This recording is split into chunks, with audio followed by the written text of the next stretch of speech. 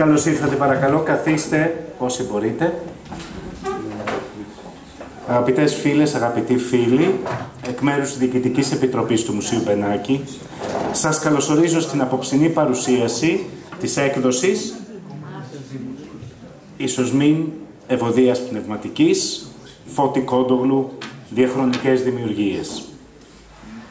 Τον βρίσκουμε συχνά κοντά μας τον Κόντογλου, εσχάτως. Τα σχέδια και οι ακουαρέλες του για την εταιρεία Ελληνικές Τέχνες της Έλλης Παπαδημητρίου αποτέλεσαν για μια ακόμη φορά αντικείμενο μελέτης από την Ειρήνη Οράτη στον επιστημονικό τόμο που συνόδευσε την έκθεση Μικρά Ασία το 2022. Έκτοτε, καλλιτέχνες έχουν μελετήσει το αρχείο των ελληνικών τεχνών ώστε να αντλήσουν έμπνευση για τις δημιουργίες τους από την ιδιαίτερη οπτική του για τη βυζαντινή και πρώιμη νεωτερική διακοσμητική. Μόλις την προηγούμενη εβδομάδα, η καθηγήτρια του Πανεπιστημίου της Καλιφόρνιας στο Λος Άντζελες, κυρία Σάρον Γκερστέλ, μας μίλησε για τη συγκινητική του σχέση με το χωριό Γεράκη, στη Λακωνία. Και απόψε εορτάζουμε μία νέα έκδοση του Μουσείου Μπενάκη, αφιερωμένη στον Αϊβαλιώτη, για μια ακόμα φορά σε επιμέλεια του Χρήστου Μαργαρίτη. Προσωπικά βιώνω το έργο του Κόντογλου μέσα από μια αντίφαση που μάλλον είναι ολοδική μου και δεν αντανακλά τον τρόπο που ο ίδιος έβλεπε την τέχνη του. Έγραψα στο σύντομο χαιρετισμό στον αναχείραστό μου για τις φαινομενικά αντικρουόμενες πλευρές, όπως τις βλέπω εγώ, από τη μία του παραδοσιακού μάστορα και του νεωτερικού δημιουργού, από την άλλη του πακτωμένου στη μεταφυσική διδαχή και του προσιλωμένου στο αίτημα της πρόοδου. Και αναρωτήθηκα πώς θα μπορούσαν να γεφυρωθούν ή να συμφυρθούν αυτές οι πλευρές, καταλήγοντας ότι ούτε γεφυρώνονται, ούτε συμφύρονται, αλλά συνυπάρχουν εντός προσωπικότητας του καλλιτέχνη νερό και λάδι, που μαζί τροφοδοτούν και καθιστούν δυνατή τη φλόγα ενός μοναδικού καλλιτεχνικού ιδιώματος. Έκτοτε, αφού έχω γράψει αυτά τα λόγια, έχω επισκεφθεί τόσο την πινακοθήκη Γκίκα, ο Κόντογλου είναι πίσω μας εκεί, στα αριστερά σας, όσο και την Εθνική Πινακοθήκη, προσπαθώντας να εξετάσω, να αναθεωρήσω ή να επιβεβαιώσω αυτή τη θεώρηση και ευτυχώς, πρέπει να πω, το έργο του καλλιτέχνη με αψηφά. Γιατί το έργο του Κόντογλου χαρακτηρίζεται από μία ανεπιτίδευτη ομοιογένεια και συνέπεια. Αποτέλεσμα, θαρώ, ενός βίου που σημαδεύτηκε από δοκιμασίες, μέσα από τις οποίες όμως επιτεύχθηκε μια αραγής διανοητική ωριμότητα. Το έργο του Κόντογλου δεν έχει χαραγματιές, δεν έχει χάσματα, αλλά έχει και χιούμορ και καρτερικότητα. Βασικά τη θυμηδία ενός κοσμοκαλόγερου απέναντι στα τερτύπια των ανθρώπων και του πεπρωμένου.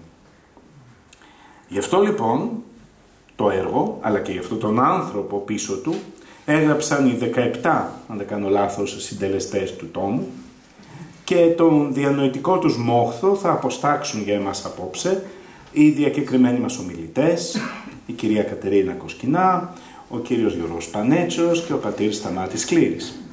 Θα ήθελα να ευχαριστήσω όλους τους συντελεστές του τόμου και τους απόψινούς ομιλητές, αλλά θα ήθελα να εκφράσω ιδιαίτερη ευγνωμοσύνη στο Χρήστο Μαργαρίτη για τη συμπόρευση όλα αυτά τα χρόνια και ειδικά πρόσφατα ως προς το Φώτη Κόντογλου. Σας ευχαριστώ για την προσοχή σας και δίνω το λόγο στον Χρήστο.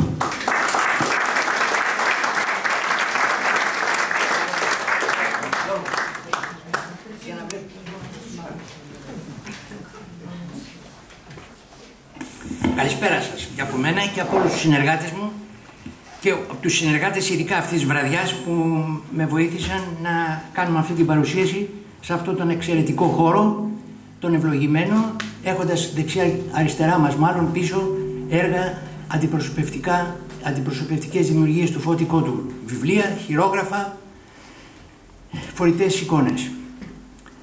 Με τους συνεργάτες μου λοιπόν, αφού σας ευχαρίστησα, θέλω να σας πω ότι ο τόμος είναι ένα αποτέλεσμα συλλογικής εργασίας και εκπροσωπώντας όλους τους συντελεστές της δημιουργίας, της παραγωγής, της έκδοσης, σαν επιμελητής, επιτρέψτε μου να συντονίσω λίγο τη βραδιά αυτή. Δεν είναι κοντά μας ο Δόκτωρ Δημήτρης Αρβανιτάκης, ο υπεύθυνος εκδόσεων του Μουσείου Μπενάκη, για προσωπικούς λόγους, ο οποίος θα είχε αυτό το σοβαρό ρόλο απόψε.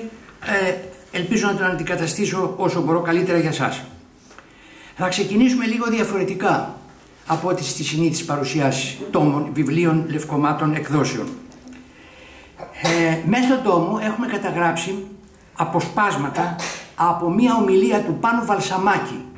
Ο Πάνος Βαλσαμάκης ήταν συμμαθητής του Φώτη Κόντογλου στο Αϊβαλί, στις αρχαίες Κιδωνίες, εκείνη την πλούσια πολιτιστικά περιοχή της Κιδωνίας, το Αϊβαλί.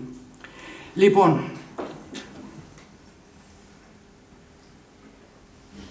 από μία ομιλία που έκανε 3 χρόνια μετά την εκδημία του Φώτη Κόντογλου, έχουμε αποσπάσει, έχουμε επιλέξει κομμάτια, αποσπάσματα, τα οποία τα βάλαμε με ένα ειδικό τρόπο παρουσίασης μέσα στον τόμο μας.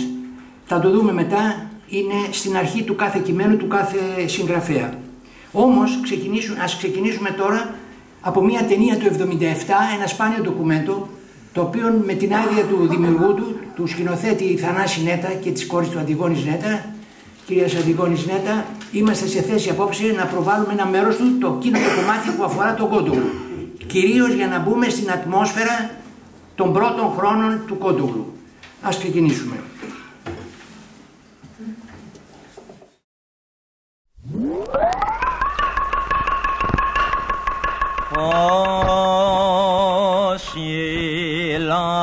Λάρων Αγίας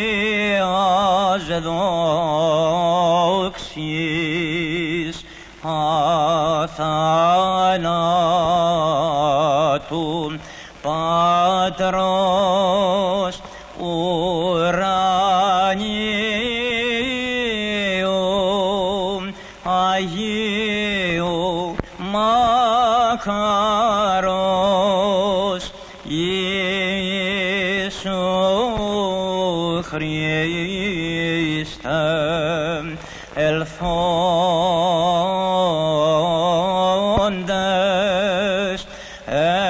επί την ηλίου δύσιν ειδώντες φως εσπερινών.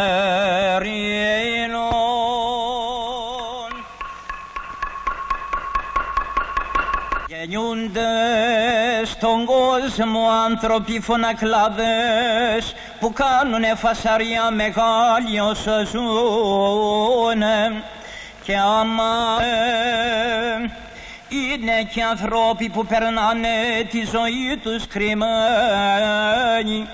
μόλο που είναι μεγάλες ψυχές, και αν πεθάνουνε δεν τους βάζουνε ταφόπετρες μαρμαρένιες, μόνο τους σκεπάζει το χώμα της αλυσμονιάς.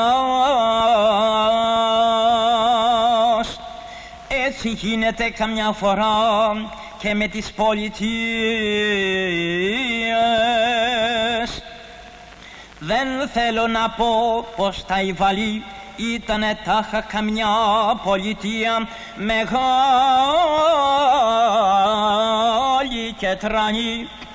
Κάστρα δεν είχε, πολέμοι φοβεροί δεν γεννήκαν για δάφτη ώστε να δοξαστεί, αφού αλίμονο κράτησε η συνήθεια να δοξάζονται τα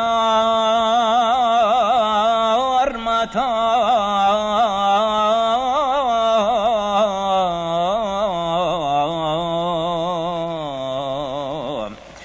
Και οι ανθρώποι πως σκοτώνουνε τους άλλους με δάφτα.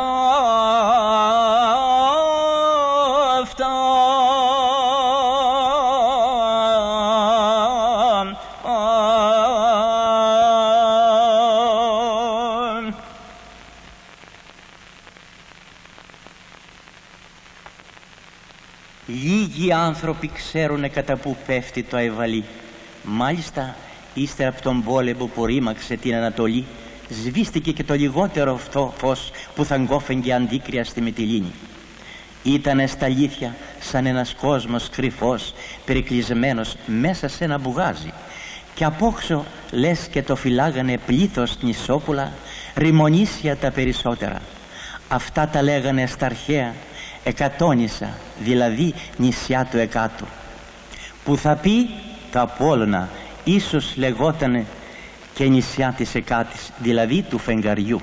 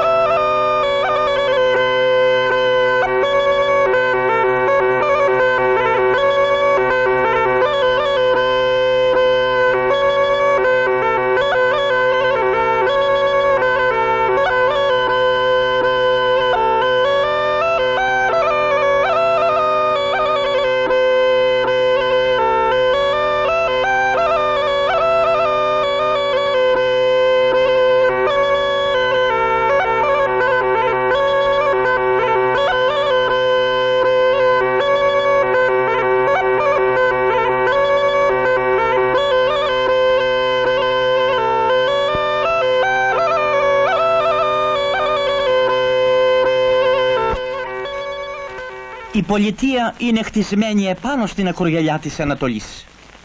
Ίσια ίσια αντίκρια στο Ταλιάνι. Με άλλα λόγια, βλέπει κατά το μέρος που βασιλεύει ο ήλιος το καλοκαίρι. Ελληνικά τη λένε Κιδονίε και τουρκικά Αϊβαλίκ, που θα πει Κιδονότοπος, επειδή τότες που ήταν ακόμα άγριο Ρωμάνοι πριν να χτιστούνε τα σπίτια. Αυτό το μέρος ήταν γεμάτο αγριοκιδονιές. Τα άλλο το χωριό, τα Μοσχονήσια, είναι χτισμένο επάνω στο νησί που έχει το ίδιο όνομα, λίγο παραμέσα από το Ταλιάνι, και βλέπει κατά την νοτιά. Όλη τη μέρα οι βάρκες πηγαίνουν ερχόντανε από το ένα το χωριό στ' άλλο πριν χαλαστεί ο τόπος.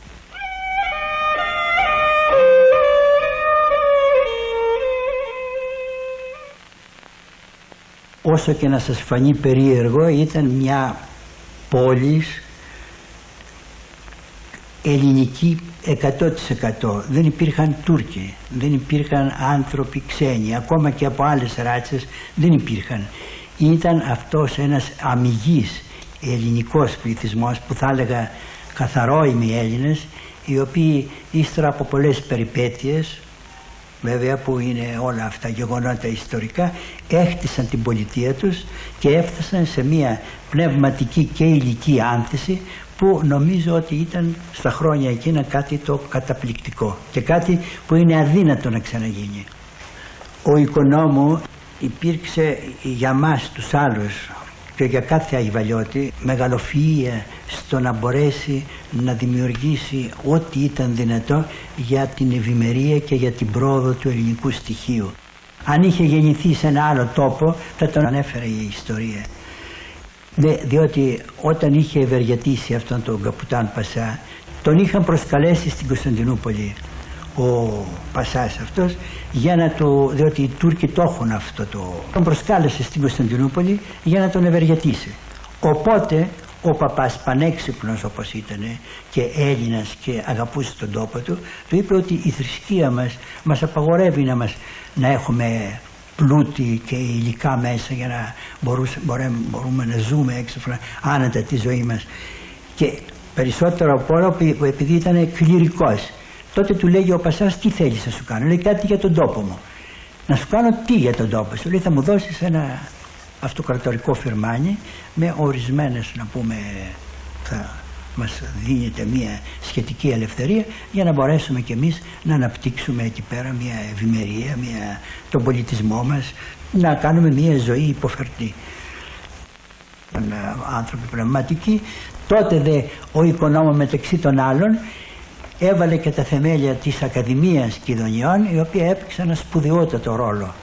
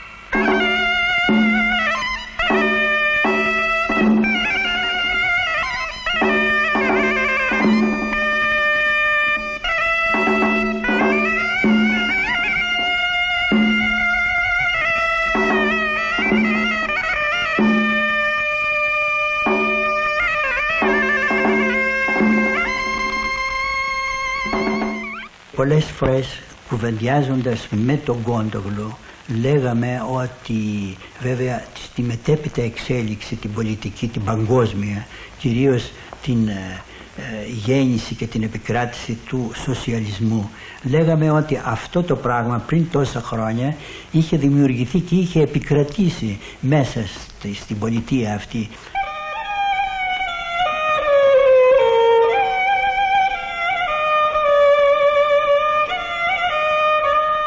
Υπήρχε και ένα ίδρυμα το οποίο λεγόταν Ψυχομερίδιον, στο οποίο συγκεντρώνονταν χρήματα τα οποία κληροδοτούσαν όσοι είχαν πεθάνει.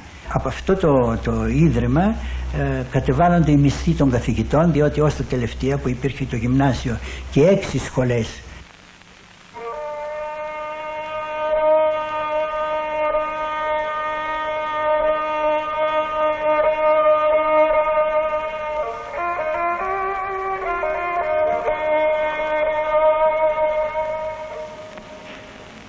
Τον καιρό που φύγαμε από τη Μικρά Ασία, διωγμένοι από τον Τούρκο στα 1922, γινόταν θρήνος και αλλαλαγμός σ' όλα τα κατάγιαλα, γιατί ο κόσμος είχε κατεβεί σαστισμένος στη θάλασσα για να περάσει στα ελληνικά νησιά. Οι Τούρκοι είναι καλοί και εμπονόψυχοι από φυσικό τους, πλην ο πόλεμος είναι σαν μια αρρώστια που χτυπά και τους καλούς και τους κακούς και τους αγριεύει.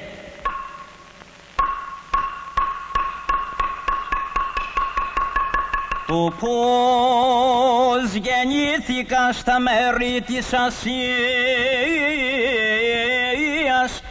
το έχω για πράγμα ευλογημένο και δοξάζω το Θεό για δ' Μ' όλα ταύτα βρεθήκαν οι ανθρώποι κακοί και κακογεννημένοι, ψυχές φτωχές να γυρίσουνε το καύχημα μου σε κατηγορία.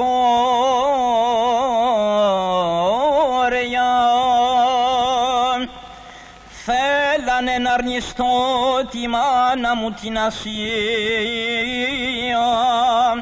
σε καιρό που αυτή θρεφότανε από το πλούτος της καρδιάς μου και παίρνανε χαρά και ελπίδα από τη φλέβα. Πανάβλιζε από τη βαθιά ρίζα μου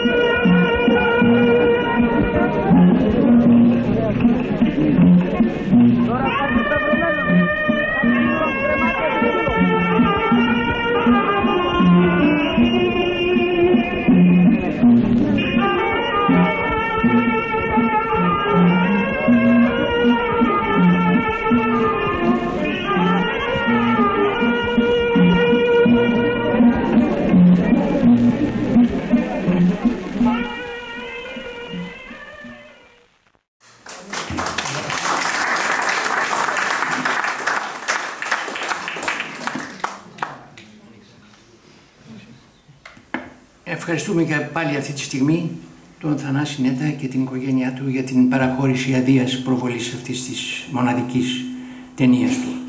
Λοιπόν, στο χώρο αυτό του Μουσείου Μπενάκη πριν από 10 χρόνια και με προτροπή των μεγάλων μας δασκάλων του Άγγελου Δελιβοριά στο χώρο εδώ και του Νίκου Ζία,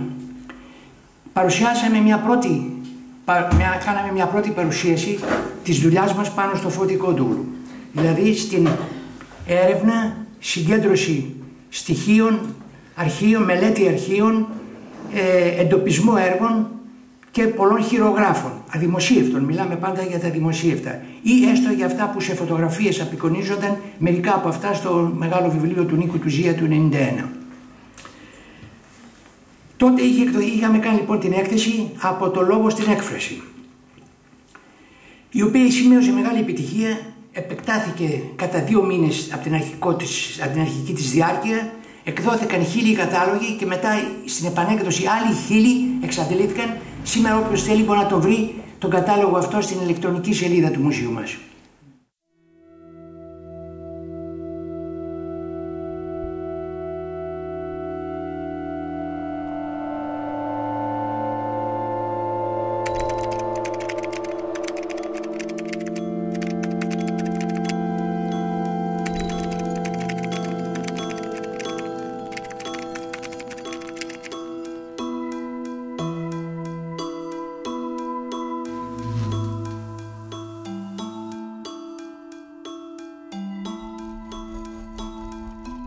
Ο Αστρολάβος, βιβλίο παράξενο, γραμμένο από το Φώτη Κόντογλου από τα Ιβαλή της Μικρασίας.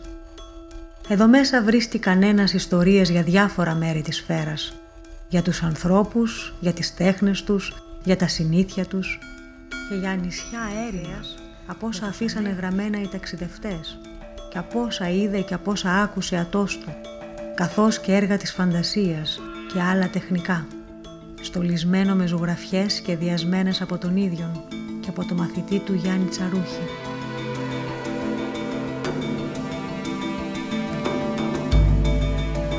Η γης είναι η μητέρα μας, από αυτή να βγήκαμε και πάλι σε δάφτη θα γυρίσουμε. Όλα τα ζωντανά πλάσματα τούτη τα θρέφει, κάθε σπέρμα τούτη το πλαστεύει.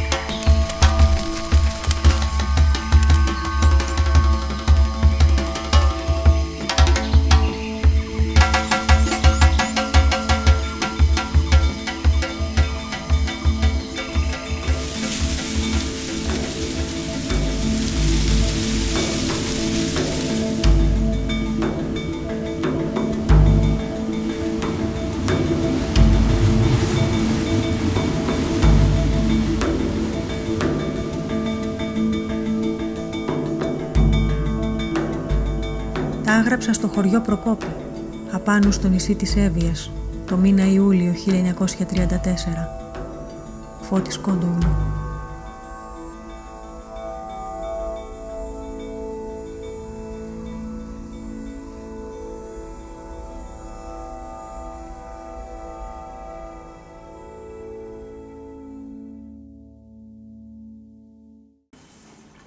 Ο τόμος περιείχε μια εργογραφία του Φώτη Κόντογλου που είχαμε συντάξει για το Φώτη, εργογραφία μέχρι το 1965.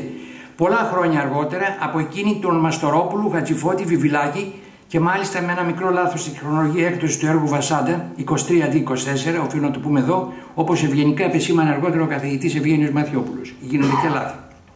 20 μελέτες, άρθρα εκλεκτών επιστημόνων, χρονολόγιο και ορισμένα ντοκουμέντα του Φώτη Κόντογλου και για το Φώτη Κόντογλου που μόλις τότε είχαμε ανακαλύψει και πρωτοπαρουσιάζαμε. Βέβαια υπήρχε και ένας συνοπτικός πίνακας με έργα της έκθεσης. Είχαν οργανωθεί και παράλληλες εκδηλώσεις, ξεναγήσεις εδώ αλλά και σε εκκλησίες, σε μνημεία ιστορημένα από το Φώτη Κόντογλου, όπως πιο ιδιαίτερα και στο Δημαρχείο Αθηνών. Τα χρόνια που ακολούθησαν εντείναμε τις έρευνές μας σε αρχεία και συλλογές ιδιωτών και φορέων, στο πλαίσιο πάντοτε της συγκρότησης του Αρχείου Νεοελληνικής Θρησκευτικής Τέχνης Συλλογής Βιβλιοθήκης Βελιμέζη, με την καθοδήγηση του Άγγελου Τελιβοριά και του Νίκου Ζία, ειδικά για το Φώτη Κόντογλου. Έτσι, αποκτήσαμε πρόσβαση στην περίφημη βιβλιοθήκη Κορνηλίου Κωνσταντίνου Διαμαντούρου, με την πολύτιμη συμπαράσταση του φιλτάτου μας κ. Γιώργου Διαμαντούρου, καθώς και το αρχείο της μουσιολόγου κυρίας Μαρίας Ευαγγέλου Παπαδημητρίου. Επίσης, το αρχείο Γιάννη Κοντογιάννη στενότητα του πρέσβη Γιάννη Κοντογιάννη, στενότητα του φίλου του Φώτη Κόντογλου, ο οποίος διατήρησε σχέση φιλίας, αλληλοεκτίμησης και αλληλογραφίας μαζί του, μέχρι και ο Λίγων ο Κόντογλου αποδημίζει το 1965. Οι επιστολές που υπάρχουν σε αυτό το αρχείο ξεκινάνε από το 1946 και καταλήγουν τον Απρίλιο του 1965, δηλαδή 2 μήνες πριν από την εκδημία του Φώτη Κόντογλου. Σε μία από αυτές περιέχεται και αυτό το ενδιαφέρον χειρόγραφο του Φώτη Κόντογλου. Είναι το πρόχειρο το οποίο είχε συντάξει, προτού βέβαια το καθαρογράψει και το στείλει, το υποβάλλει με την υποψηφιότητά του για την έδρα του ελευθέρου σχεδίου στη Σχολή Αρχιτεκτόνων του Μεσοβίου Πολυτεχνείου. Στον τόμο που σήμερα παρουσιάζουμε έχουμε φωτογραφικό αντίγραφο των 8 αυτών σελίδων, τις οποίες όχι στον τόμο αυτό κατηδίαν μελετά η δόκτωρ Παναγιώτα Κατοπόδη και την απάντηση του Πολυτεχνείου που δεν τον έκαναν καθηγητή, έκαναν τον Εικονόπουλο, αν θυμάμαι καλά, του Χατζικυριάκου Γκίκα. Ανταυτού την απάντηση την έχει μελετήσει η ομότιμος καθηγήτρια Μάρο Αδάμη Καρδαμίτσι. Αυτά θα αποτελέσουν μια χωριστή έκδοση από μεγάλο εθνικό πολιτιστικό φορέα. Λοιπόν, σε αυτό ίσως επανέλθουμε παρακάτω. Εντοπίσαμε επίσης στη διάρκεια της έρευνάς μας και πολύ ενδιαφέροντα φορητά έργα του Φώτη Κόντογλου και των μαθητών του Ράλη Κοψίδη, Πέτρο Βαμπούλη, Γιώργο Χοχλιδάκη, Γιάννη Τερζή, Παντελή Οδάμπαση, Κωνσταντίνου Ξινόπουλου, Σπύρου Παπα-Νικολάου, Γιώργου Καρποντίνη, Αντρέα Βουρλούμη, Γιάννη Παπαδέλη και άλλων αγιογράφων, πολλοί από τους οποίους υπήρξαν λαμπροί μαθητές και συνεργάτες του Κόντογλου. Φτάσαμε λοιπόν στο 2022, χρονιά επετείου του Μεγάλου Ξεριζωμού, και έχοντας μπροστά μας πάλι τη σελίδα αυτή του χειρόγραφου και με εκείνη την κάτω-κάτω, δεν τη βλέπετε όλοι δυστυχώς, την τελευταία παράγραφο που γράφει ότι από το 1922 εγκατασταθεί στην Ελλάδα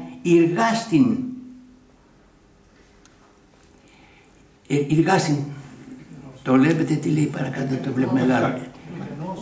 Ναι, εντατικός σε ό,τι αφορά τη συμβολή στην ελληνική παράδοση. Λοιπόν, αυτό αποτέλεσε για μας μια πηγή έμπνευση στις προσπάθειές μας και μας τόνωσε για να συνεχίσουμε τις έρευνές μας. Λοιπόν, και φτάσαμε λοιπόν το 22, την έκδοση του τόμου που σήμερα, μετά το 22, σήμερα το 24, έχουμε τον τόμο που σας παρουσιάζουμε σήμερα. Εδώ βλέπετε το εξώφυλλο και την σχεδιαστική πρώτη προσπάθεια του ακαδημαϊκού Αλέκου Λεβίδη, ο οποίος ευγενώς μας παρεχώρησε αυτό το σχέδιο, είναι εμπνευσμένος από την τεχνοτροπία και από το πνεύμα μάλλον του Φώτη Κόντογλου. Τώρα, εδώ θα σας παρουσιάσω εντάχει, πρωτού δώσω το λόγο στους αγαπητούς ομιλητάς, θα σας παρουσιάσω εντάχει τη δομή του τόμου. Ο τόμος διαιρείται σε 3 μέρη. Βλέπετε συνοπτικά τον πίνακα περιεχομένου, έχουμε βάλει σε ελλείψεις μέσα τις 3 ενότητες. Η πρώτη είναι σύγχρονες προσεγγίσεις στο έργο του Φώτη Κόντογλου με 10 άρθρα μελέτες πάνω στο έργο το πολυσχηδές του Κόντογλου.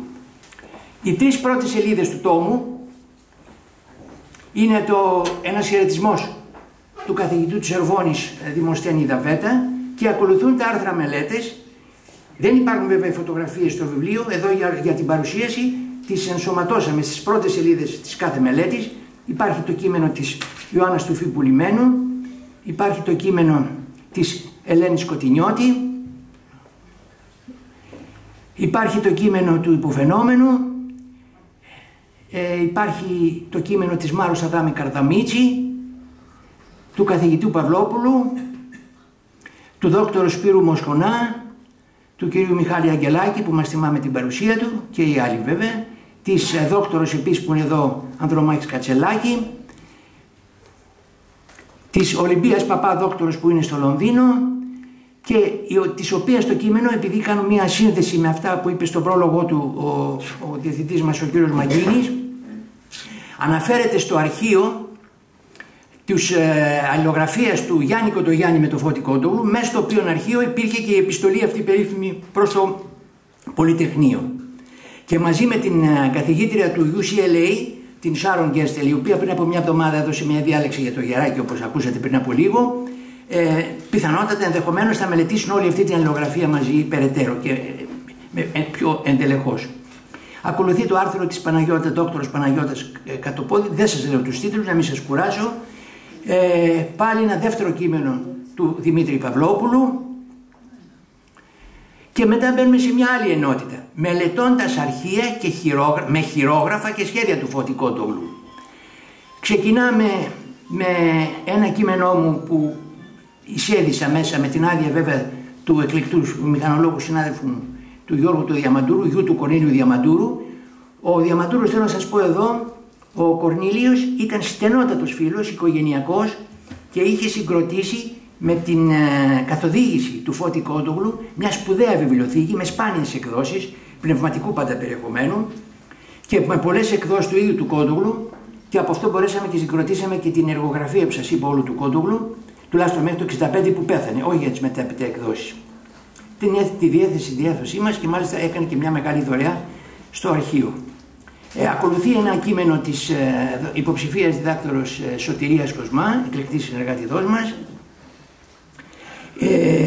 και πάλι του υποφαινόμενου με σχέση μακετών, σχεδίων και αμφιβόλων του Φώτη Κόντογλου, τα οποία είναι στο αρχείο Νεοελληνικής Θρησκευτικής Τέχνης και τα οποία χρησιμοποίησε για να εικονογραφήσει την περίφημη έκδοσή του Έκφρασης, η οποία πήρε και το βραβείο της Ακαδημίας Αθηνών. Ακολουθεί τώρα, κατ' εξαίρεση, ένα απόσπασμα από κείμενο που έχει γράψει ο αείμνηστος Μανώλης Χατζηδάκης, με επιλογή των αποσπασμάτων από τη θυγατέρα του την καθηγήτρια την Ανώ Χατζηδάκη. Είναι κατ' εξαίρεση αυτό το κείμενο, από μη ζώντα δηλαδή συγγραφέα, αλλά είναι πολύ αντιπροσωπευτικό των κριτικών που είχαν γίνει και των παλαιότερων εκδόσεων, τις οποίες πάντα τιμάμε βέβαια. Ακολουθεί ένα κείμενο της Μαρίας Ευαγγέλου Παπαδημητρίου, η οποία και αυτή μας διέθεσε το αρχείο της για έρευνες, του δόκτωρος Μιχάλης Φενταγάκη, ο οποίος θα μελετήσει στη συνέχεια για τα ιδιωτικά παρεκκλήσια που έχει ιστορήσει ο Φώτης Κόντογλου. Εκπονεί τώρα τη μελέτη του. Και πάλι της Σωτηρίας Κοσμά ένα κείμενο που λέει εικονογραφώντας τον Άγιο της Λογοτεχνίας, με πάρα πολλές αναφορές, δηλαδή τον Παπαδιαμάντη, με πάρα πολλές αναφορές στον Κόντογλου. Τελειώνει αυτή η ομάδα, αυτό το μέρος του τόμου, με ένα κείμενο που έγραψαμε με τον Αλέξανδρο Μακρύ, τον συνεργάτη μου εδώ και πάρα πολλά χρόνια, αγαπητό φίλο και εκλεκτότατον, πάνω στο αρχείο Νεοελληνικής Θρησκευτικής Τέχνης, συνοπτικά σε 2 σελίδες. Αυτό θα το παρουσιάσουμε εκτενώς μεθαύριο Παρασκευή στη διάρκεια του συμποσίου που οργανώνει η καθηγήτρια Ιωάννα Στουφή στη Θεολογική Σχολή. Μετά πάμε στο τελευταίο μέρος, το πρώτο τελευταίο μέρος, που λέει ανακαλύπτοντας και πάλι τον ζωγράφο Φώτη Κόντογλου. Τι σημαίνει αυτό? Ότι εντοπίσαμε σε συλλογές ιδιωτικές και φορέων κρατικών πινακοθήκες έργα του Φώτη Κόντογλου, μιλάμε φορητά, τα οποία τα περισσότερα δεν ήταν γνωστά, αλλά και όσα ήταν γνωστά με την εξής απλή έννοια, με μία φωτογραφία τους στον κατάλογο που είχε εκδώσει πινακοθήκη επί Δημήτρη Παπαστάμου το 1978 όταν έγινε η μεγάλη έκθεση του Φώτη Κόντογλου, ή και με μία λεζάντα, αλλά δεν είχαν μελετηθεί. Οι συνάδελφοι λοιπόν, των οποίων εδώ βλέπετε τις φωτογραφίες, κυρίως λέω κυρίως γιατί έχει επιμεληθεί τα πρώτα 15 έργα και έχει γράψει λίμματα επιστημονικά παρουσιάζοντάς τα για πρώτη φορά. Η Ανδρομάχη Κατσελάκη, δάκτορ, η Μαρία Νάνου, η δόκτωρ θεολογίας, η οποία είναι μακριά από εμάς στο Βόλο, και ο Γιώργος ο Μιλωνάς, ο οποίος μου φαίνεται είναι στη Βενετία σήμερα. Λοιπόν, πάμε γρήγορα να δούμε, μαλακά θα τα κάνουμε ένα μικρό slide show με τα έργα αυτά. Δεν τα σχολιάζουμε εδώ, είναι όλα στο βιβλία, σέβομαι το χρόνο και την παρουσία σας. Προχωρούμε. Ίσως έπρεπε να λέω ότι είναι ο Άγιος Βασίλειος σε αριστερά, μακέτα για τον Άγιο Βασίλειο που έκανε ο Κόντογλου στην Αγία Βαρβάρα. Είναι ένα περίφημο έργο του ο προφήτης Ηλίας, το οποίο πρώτο παρουσιάσαμε σαν έργο στην έκθεση που είχε γίνει στο Ίδρυμα Γουλαντρή πριν από 3 χρόνια, και στην πίσω πλευρά του οποίου, την στιγμή της συντήρησης, ανακαλύψαμε ένα περίφημο σχέδιο, το Ζωοδότη. Το μελετάει ο Σφενταγάκης βέβαια και βρίσκει τις ομοιότητες και πού χρησιμεύσει, σε ποιο έργο χρησιμεύσει τελικά σαν προσχέδιο από το Φώτη Κόντογλου. Μετά είναι ο Άγιος Νεκτάριος και η πλάκα η τυπογραφική, την οποία ανακαλύψαμε, του 65, αν δεν κάνω λάθος, είναι ο Άγιος Γεώργιος. Ένα σχέδιο το οποίο χρησιμοποίησε ο Κόντογλου αργότερα, επιχρωματίζοντάς το, για να δημιουργήσει τις 12 μήνες, τις 12 σελίδες με τους μήνες, στο ημερολόγιο το παιδικό που εξέδωσε η Αποστολική Διακονία το 1949. Εδώ λοιπόν έχουμε αριστερά το πορτρέτο της γυναίκας του, της αγαπημένης του, Μαρίας Χατζικαμπούρη Κόντογλου, το οποίο φέρει την ημερομηνία 1923 και είναι το παλαιότερο μέχρι σήμερα γνωστό ή δημοσιευμένο, και το δημοσιεύουμε, πορτρέτο της Μαρίας. Αυτό το παρουσίασε στο Ίδρυμα της Βουλής πριν από 2 χρόνια ο μελετητής του Μιχάλης Ασφενταγάκη. Και δεξιά ένα σπάνιο σχέδιο του πατρός του Αγίου Πατάρων του Μελετίου, το οποίο υπάρχει αυτή τη στιγμή στην συλλογή του Κέντρου Μικρασιατικού Πολιτισμού στη Νέα Ιωνία. Μας το παρεχώρησε και τον ευχαριστούμε εδώ ο πρόεδρος του κ. Λουκάς Χριστοδούλου. Το μελετάει και αυτό ο Μιχάλης Ασφενταγάκης. Μετά έχουμε μια σειρά με τοπία. Δεν θα σας κουράσω, από το πόρτο ράφτη του απλό μέχρι και, όπως βλέπετε δεξιά στην οθόνη σας, αυτό μάλιστα το δημοσιεύει σήμερα και η Καθημερινή σε μεγάλη διάσταση, είναι το προσχέδιο του έργου το οποίο έκανε αργότερα, μου φαίνεται το 35 ή το 38, και το οποίο απέκτησε το Μουσείο Νεοελληνικής Τέχνης της Πινακοθήκης Ρόδου, την εποχή που ο διευθυντής του και οργανωτής του ήταν ο περίφημος Ιωάννου.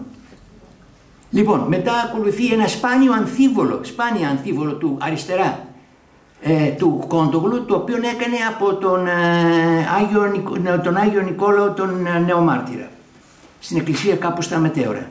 Μετά μια Παναγία μεγάλη, η οποία ήταν το σχέδιο για το ναό των Αγίων Νεομαρτύρων στο Ρέθυμνο. Αυτό το παρουσιάσαμε στην έκθεση του Γουλανδρή το 2013 στην Άνδρο. Και δεξιά μια μεγάλη μακέτα, αλλά σε τελική μορφή σχεδιασμένη, είναι 1 μέτρο επί 70, πάνω σε ελληνό καμβά, και το είχαμε παρουσιάσει στην έκθεση του 15 εδώ στη διπλανή αίθουσα. Προχωρούμε. Τέλος, έχουμε ένα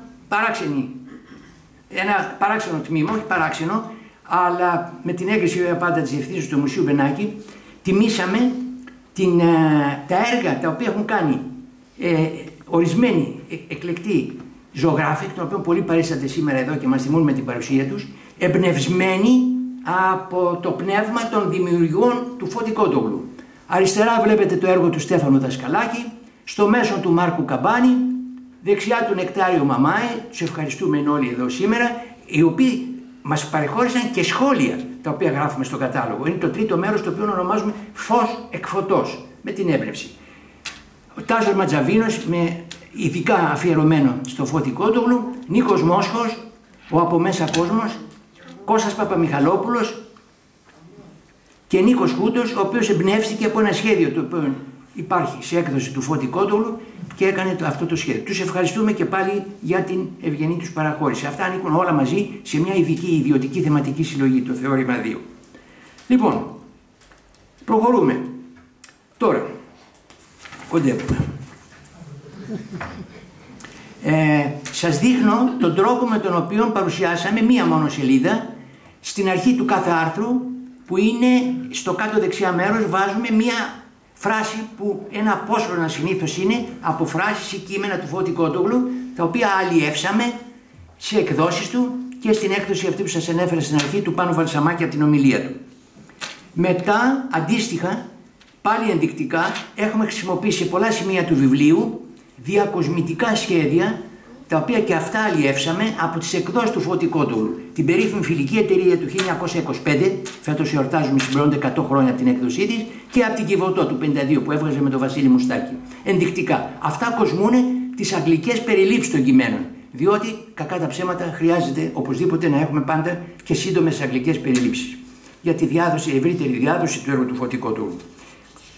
Τέλος, αναφέρουμε ότι πολλοί συγγραφείς των κειμένων, τα κείμενά τους και τη σχέση τους με το Φώτη Κόντογλου την εμπνεύστηκαν, και όχι μόνο την εμπνεύστηκαν, αλλά την τιμώντας, αν θέλετε, την αφιερώνουν σε μνήμες ανθρώπων που τους ενέπνευσαν στη διάρκεια των μελετών τους.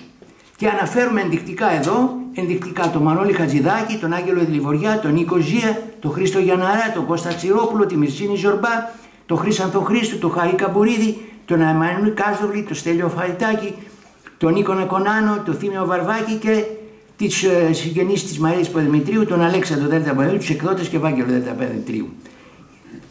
Πρέπει λοιπόν σε όλη αυτή τη μεγάλη προσπάθεια να μην ξεχάσουμε ότι τις ευχαριστίες μας, τις οποίες απευθύνουμε καταρχήν θερμές στην πρόεδρο της Διοικητικής Επιτροπής του Μουσείου Μπενάκη, κυρία Ειρήνη Γερουλάνου, τον επιστημονικό διευθυντή του που μας μίλησε, τον δόκτωρα Γιώργο Μαγκίνη, και τον υπεύθυνο του τμήματος εκδόσεων του Μουσείου, δόκτωρα Δημήτρη Αρβανιτάκη, ο οποίος ακούραστα μας καθοδήγησε και μας συμβούλευε μέχρι και την τελευταία σελίδα του τόμου. Επίσης, στους συγγραφείς και σε όλους τους συντελεστάς της έκδοσης, μεταφραστές, επιμελητές γλωσσικής επιμέλειας, φωτογράφους, γραφείς, ως και τους τυπογράφους, οι οποίοι δουλέψανε πριν από τα Χριστούγεννα 15 μέρες νυχθημερών για να βγει αυτό το πόνημα των 328 σελίδων. Τέλος, ευχαριστίες έχουμε στο Διοικητικό Συμβούλιο του Ιδρύματος Ιάννη Κωστόπουλου, που εκπροσωπείται εδώ από τον διευθυντή του, τον κύριο Βασίλειο Χαντραΐδρο, και σε όλο το αρμόδιο επιτελείο του. Την εταιρεία Νόβα μας στήριξε οικονομικά και τους φίλους συλλογής Βελιμέση, αλλά και τους εγγονούς του Φώτη Κόντογλου, κυρίους Παναγιώτη και Φώτη Μαρτίνο και τις οικογένειές τους, οι οποίοι αποδέχτηκαν την πρότασή μας για την παρούσα έκδοση, συνεχίζοντας έτσι να στηρίζουν την προσπάθειά μας για την έρευνα, προσέγγιση και μελέτη του έργου του Φώτη Κόντογλου. Ευχαριστούμε ιδιαίτερα τον μηχανολόγο συνάδελφό μας κύριο Γιώργο Κονηλίου Διαμαντούρο και την αγαπητή μας κυρία Μαρία Ευαγγέλου Παπαδημητρίου για το υλικό το σχετικό με το Φώτη Κόντογλου από τα προσωπικά τους αρχεία που διέθεσαν στην έκδοσή μας. Και πέραν αυτών βέβαια υπήρξαν δεκάδες φυσικά πρόσωπα, τα αναφέρουμε στις 3 σελίδες 26, 27, 28 του τόμου μας, οι οποίοι παρήχαν άδειες και όλες τις δυνατότητες, φωτογραφίες, ντοκουμέντα, άδειες δημοσίευσης, άδειες με πνευματικά δικαιώματα, και τους ευχαριστούμε. Επίσης, τελειώνοντας, οφείλω να ευχαριστήσω για τη σημερινή παρουσίαση την συνδρομή του καλού μας συνεργάτου του Γιάννη του Τασουρά, της Δέσποινας Παρασκευά, της Ευρυδίκης Μπουκάκη και όλων όσων συνετέλεσαν σε αυτή την παρουσίαση, και βέβαια για το προσωπικό του Μουσείου που πάντα παραστέκεται στις προσπάθειες μας αυτές.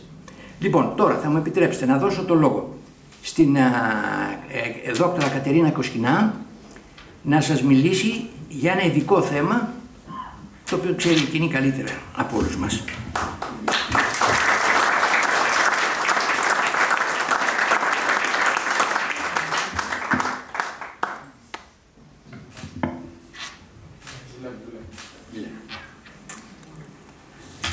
Καλησπέρα σας. Καταρχήν να ευχαριστήσω και εγώ με τη σειρά μου το Μουσείο Μπενάκη, το Διοικητικό του Συμβούλιο, τον Επιστημονικό του Διευθυντή, οπωσδήποτε τον αγαπητό φίλο κύριο Χρήστο Μαργαρίτη, που με τόση πολύ επιμονή, αιμονή και ενδελέχεια ασχολήθηκε επί σειρά ετών για την παρουσίαση και την προώθηση του έργου του Φώτη Κόντογλου. Και βεβαίως να ευχαριστήσω τους άλλους ομιλητές σήμερα και το Μουσείο Νοελληνικής Τέχνης Ρόδου, γιατί ουσιαστικά γι' αυτό θα μιλήσω. Όσοι με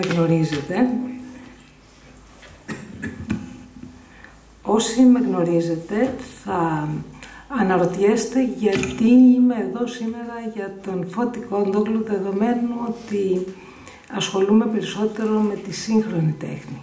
Και θα πω ότι μοιράζομαι την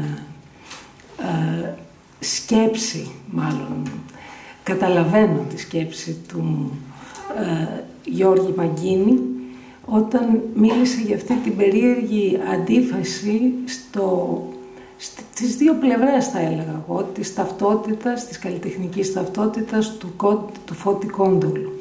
Είναι κάτι που με προβλημάτισε και εμένα πριν πάρα πολλά χρόνια, 30 και, όταν άρχισα να σπουδάζω και τότε δούλευα για τον Γιάννη Τσαρούχη, πάνω στο θέμα του έργου του Γιάννη Τσαρούχη, και ακριβώς έζησα έτσι στα φοιτητικά μου χρόνια αυτή την διπλή, έτσι, ένα παιχνίδι σχεδόν ανάμεσα σε δύο διαφορετικές θεωρίες, την περισσότερο σύγχρονη, τη δυτική, ας την πούμε έτσι, και την πιο συντηρητική, πιο κοντά στην ελληνική παράδοση, στην ελληνοορθόδοξη παράδοση, που τη λέμε πολλές φορές ανατολική.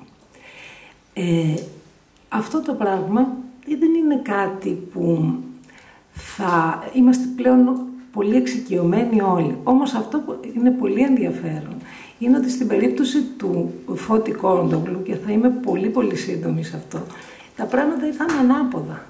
Ο Φώτης Κόντογλου δεν ήταν αυτός που βλέπουμε σήμερα, έτσι όπως τον γνωρίζουμε σήμερα όταν ξεκίνησε. Ήταν πολύ πιο ανοιχτός στην δυτικότροπη, στην πιο τότε σύγχρονη, μοντέρνα τέχνη, στη δεκαετία του 20, από ότι στη συνέχεια και μέχρι το θάνατό του το 1965. Αυτό φαίνεται σε διάφορα έργα του και ειδικότερα στα πρώτα όσα διασώζονται από τα πρώτα έργα του, κάποια κυρίως σχέδια, είδαμε εδώ, και υπάρχουν και 4 τέτοια περίπου σχέδια, στην Ρόδο.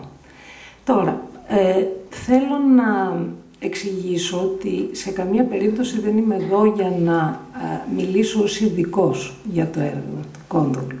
Ωστόσο, πριν από λίγα χρόνια συνεργάστηκα με το Δήμο Αθηναίων και είχα την τύχη, πραγματικά την τύχη, σχεδόν καθημερινά να βρίσκομαι μέσα στον χώρο που είναι η πολύ μεγάλη, σωζόμενη μέχρι σήμερα τοιχογραφία, κοσμική τοιχογραφία, που ουσιαστικά είναι η ιστορία του ελληνικού έθνους. Είμαι σίγουρη ότι περισσότεροι την έχετε δει, είναι και στο βιβλίο, οπότε εγώ θα πω ότι αυτό με έκανε να ασχοληθώ λίγο περισσότερο.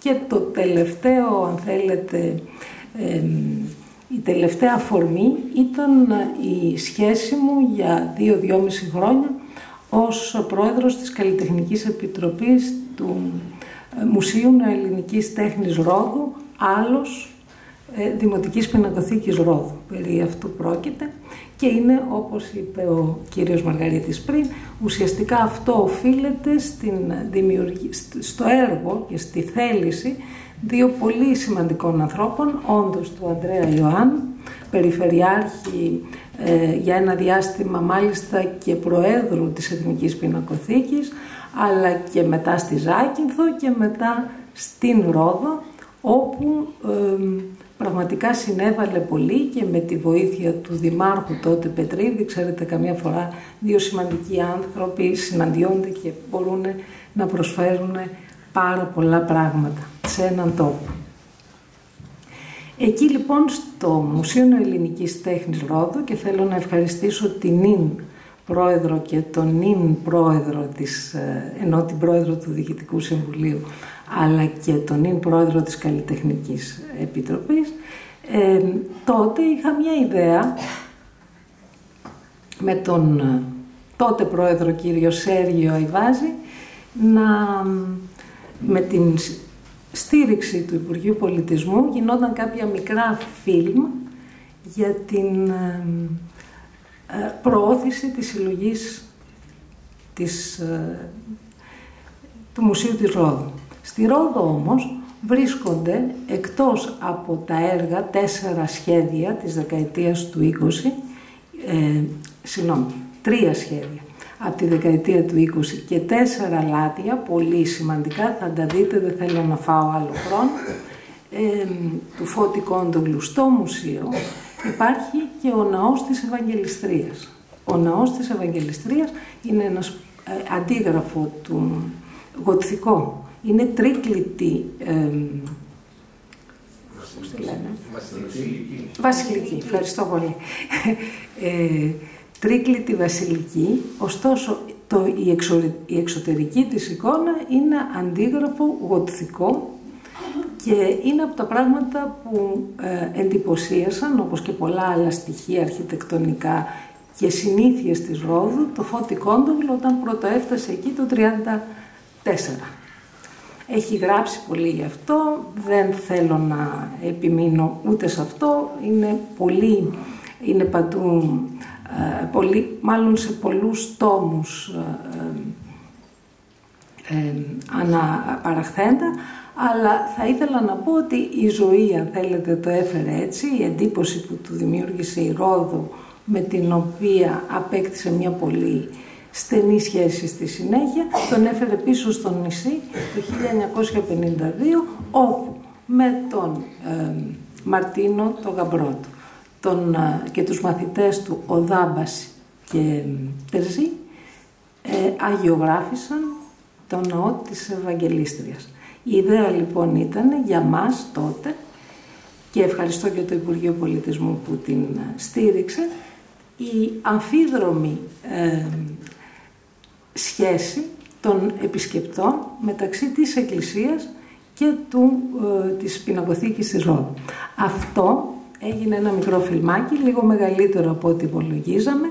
Θα το δείτε αμέσως τώρα και εδώ σταματάω.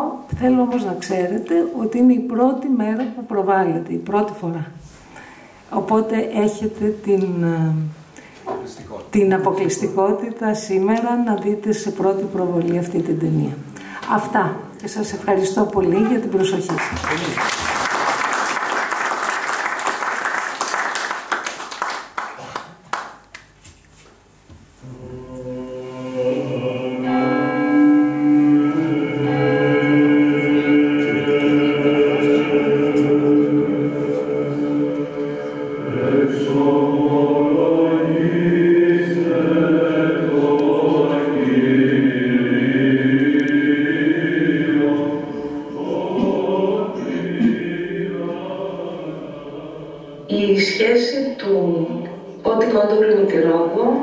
Ξεκίνησε το 1934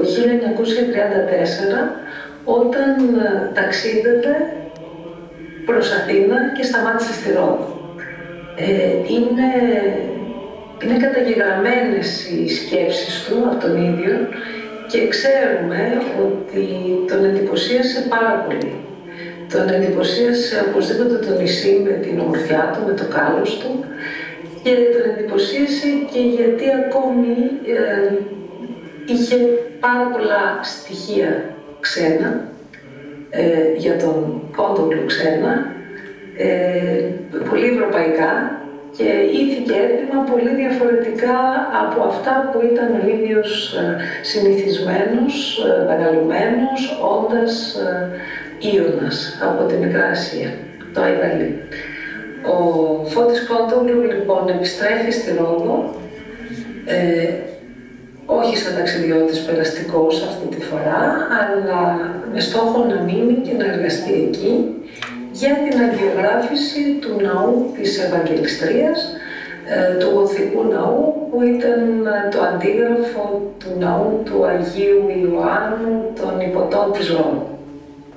Άρα λοιπόν σε ένα περίβλημα γοθικό καλείται να αγιογραφήσει με το δικό του πια τρόπο, καθαρά συντεταγμένο με την ορθόδοξη βυζαντινή παράδοση, και έχει συντροφιά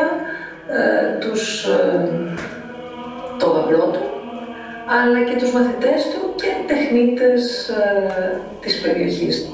Είναι λοιπόν ήδη αρκετά οξύμορο το γεγονός ότι σε έναν ναό, ας τον πούμε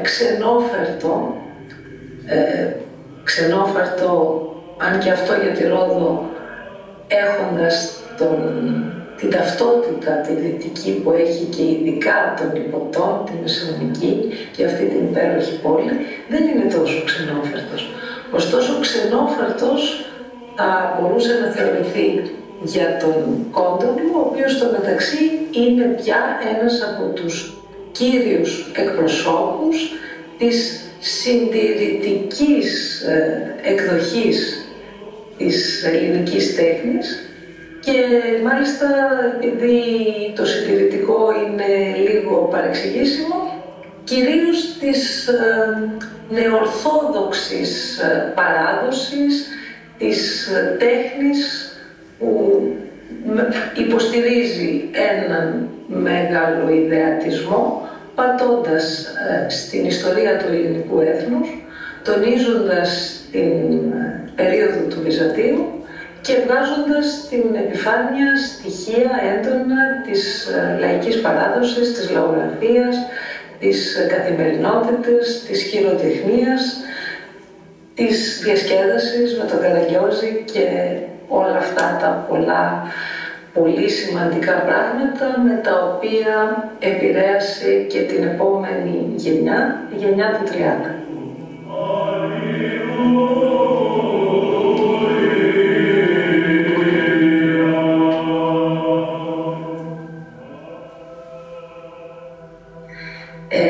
Η πρόθεση εδώ είναι να δούμε την σχέση του Φώτη Κόντογλου με τη Ρόδο, όχι τόσο δογματικά με τη λογική του κύριου εκπροσώπου της ελληνικότητας και με την αυστηρή γραφή και τη διασύνδεση την ευθεία με την ελληνοορθόδοξη παράδοση, όσο να δούμε τις συγγένειες και τις διαφορές με το περιεχόμενο της συλλογής του Μουσείου Ελληνικής Τέχνης Ρόδου, στο οποίο ο Φώτης Κόντογλου έχει 7 έργα.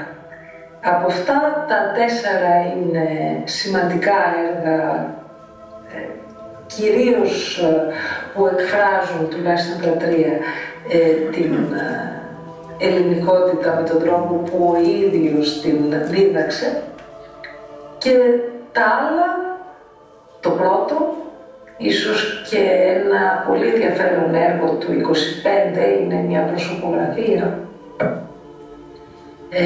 Έχει πάρα πολλά στοιχεία από την γαλλική κυρίως τότε ζωγραφική και πολύ λιγότερα από την επόμενη του τεχνοτροπία και ζωγραφική γραμμή.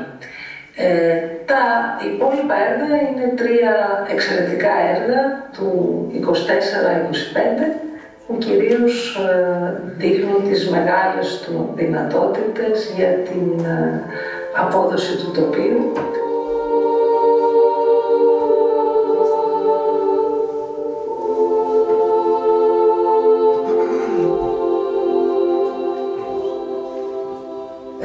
Το αναφέρω γιατί έχει πάρα πολύ ενδιαφέρον να δει κάποιος την αντιπαράθεση ανάμεσα σε αυτά τα 3 σκίτσα, μολύβια, μειχτές τεχνικές, μελάνια, και το έργο του, το βυζαντινό τοπίο που βρίσκεται και αυτό στο Μουσείο Ελληνικής Τέχνης Ρόδου. Θεωρώ λοιπόν ότι η πρόκληση είναι ο επισκέπτης του Μουσείου Ελληνικής Τέχνης Ρόδου, που εδώ δεν γίνεται να μην αναφερθούμε στην προσωπικότητα του ιδρυτού του μουσείου, δηλαδή της πινακοθήκης του Ανδρέα Ιωάννου, διότι πάντα ή μάλλον συχνά συμβαίνει να υπάρχει ένας πολύ φωτισμένος, πολύ μορφωμένος άνθρωπος με μια μεγάλη καριέρα, ένας μεγάλος διανοούμενος, γιατρός στη συγκεκριμένη περίπτωση, που φεύγει από την Αμερική και έρχεται στη Ρόδο και ιδρύει αυτή την πινακοθήκη. Βάζει τη μαγιά με τα καταπληκτικά έργα που υπάρχουν μέσα, συντεριάζοντας τις 2 τάσεις.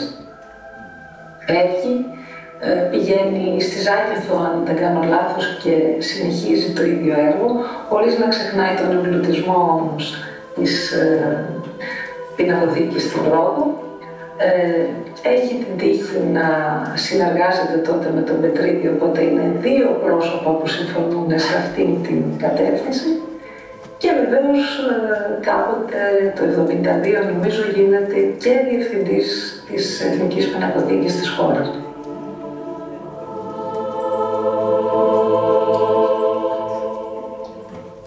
Πηγαίνοντας στη Ρόδο, ακόμη και αν ο αριθμός δεν μπορεί να είναι μαγικός, μπορεί να είναι μυστικός, αλλά ίσως δεν είναι αρκετός για να καταγράψει το μέγεθος του Φώτη Κόντογλου, είναι αρκετός για να οθήσει έναν επισκέπτη να πάει στο ναό της Ευαγγελίστριας για να δει το μεγάλο έργο, το έργο το οποίο είναι δεμένο με την αρχιτεκτονική, με την δυτικότροπη αρχιτεκτονική, και τούμπαλιν ο επισκέπτης της Ευαγγελίστριας θα καταλάβει πολλά περισσότερα για την προσωπικότητα και το έργο του Φώτη Κόντογλου, αλλά και των άλλων καλλιτεχνών που έφτιαξαν το πρόσωπο της σύγχρονης ελληνικής τέχνης, και βεβαίως εκεί θα δει και τους μαθητές του. Και οι μαθητές του, που είναι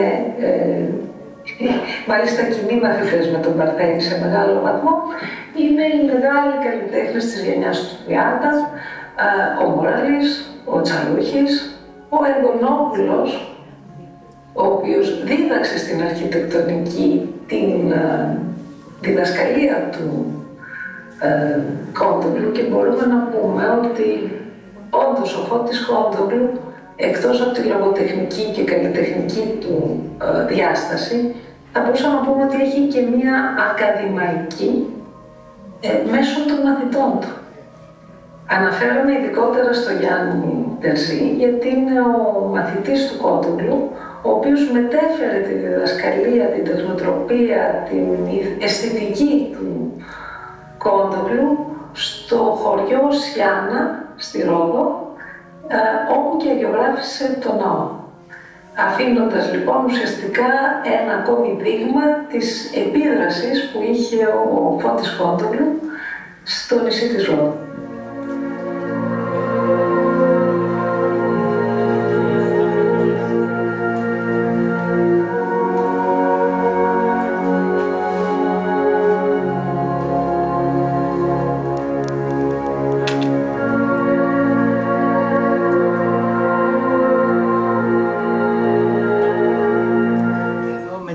Σας της δίνουμε την άδεια να φύγει, γιατί έχει μια ανηλυμένη υποχρέωση του Υπουργείου Εθνικής Άμυνας. Την ευχαριστούμε.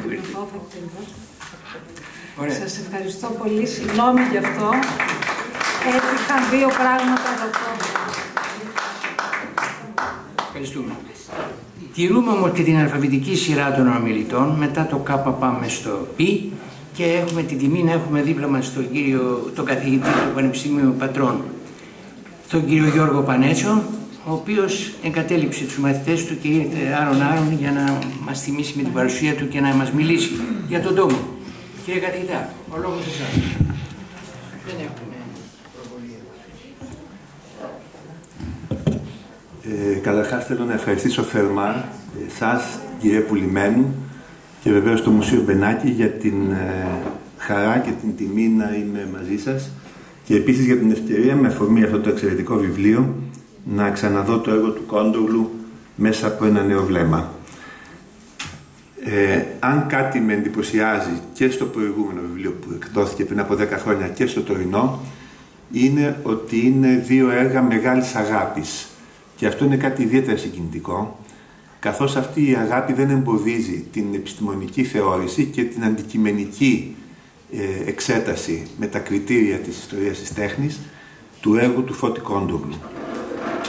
Αυτή η μεγάλη αγάπη συγκινεί πραγματικά, και νομίζω ότι ήδη από την συντομότατη παρουσίαση που έκανε προηγουμένως ο κ. Μαργαρίτης καταλάβατε ότι τα μικρά σχέδια, οι βινιέτες, τα μικρά αποσπάσματα από τα κείμενα, όλα αυτά δημιουργούν μία απευθείας επαφή με το έργο καθ' αυτό. Δηλαδή δεν έχουμε πλέον ένα κείμενο, τεχνικό κείμενο ιστορίας ή κριτικής της τέχνης, αλλά έχουμε ταυτόχρονα και μία σύσταση της προσωπικότητας, της μεγάλης και πολύπλοκης, πολυσχηδούς προσωπικότητας του Φώτη Κόντογλου. Βλέποντας ξανά, όπως είπα, τα δύο βιβλία και άλλα παλιότερα βιβλία που έτυχε να έχω, αλλά και ενθυμούμενος τα έργα του Κόντογλου, προσπάθησα να απαντήσω στο ερώτημα, μάλλον προέκυψε το ερώτημα, πώς δημιουργήθηκε αυτό το έργο, ποια ήταν τα ερεθίσματα αυτού του έργου. Και βεβαίως τα ερεθίσματα, όλοι το ξέρουμε αυτό, δημιουργούνται στα χρόνια των σπουδών. Λίγο πριν, λίγο μετά και ίσως λίγο μετά απαντώνται. Σκέφτηκα λοιπόν την εποχή που ο Κόντογλου ήταν στο Παρίσι, δηλαδή στα μέσα της δεκαετίας του 1910, τι επικρατούσε στο Παρίσι από πλευράς τέχνης. Τι επικρατούσε λοιπόν? Επικρατούσε ο κυβισμός, δηλαδή η κατάργηση της προοπτικής. Αυτά ήταν τα αιτήματα του κυβισμού: η κατάργηση της προοπτικής, η απόρριψη της λεπτομέρειας, η απόρριψη, η περιφρόνηση προς τον ρεαλισμό, η απλοποίηση της μορφής, η επιπεδότητα, τα πολλαπλά σημεία οράσεως. Αυτά συνιστούν πολύ τα ενδιαφέροντα του κυβισμού. Και βεβαίως η ριζική απομάκρυνση από την αναπαράσταση της πραγματικότητας παρόλα τα πολλαπλά σημεία οράσεως. Θυμίζω Μπρακ, Πικάσο κλπ. Αναλυτικός κυβισμός, συνθετικός κυβισμός, στον οποίο έχει και αυτό κάποιο ενδιαφέρον. Μπαίνουν στην ζωγραφική τα μικρά οικιακά αντικείμενα, τα οποία μας μεταφέρουν από τα μεγάλα αρχικά αφηγήματα του αναλυτικού κυβισμού στο περιβάλλον το οικιακό. Άλλο κίνημα της ίδιας περίοδου, ήδη εδρεωμένο εντός εισαγωγικών, ο φοβισμός, παρουσιασμένο από τον Ματίς, τον Ντορέν και άλλους. Έντονα χρώματα, η έμφαση στη φύση μέσα στη ζωγραφική, κάτι το οποίο δεν ήταν συστατικό των άλλων σύγχρονων ρευμάτων. Πάλι απλοποίηση της μορφής, επιπεδότητα, απόρριψη της προοπτικής, απόρριψη της λεπτομέρειας, χρώμα, το είπα και πριν, χωρίς αναπαραστατικό ρόλο, και αυτό έχει σημασία. Το χρώμα δηλαδή ως μέσο για τη δημιουργία μιας αίσθησης, για τη δημιουργία έντασης με πλατιά πινελιά, με λατιές μεγάλες επιφάνειες. Τρίτο κίνημα, το Νταντά. Απόρριψη της παράδοσης. Ποιας παράδοσης όμως? Σίγουρα όχι της παράδοσης που ήταν η παράδοση για τον Κόντογλου.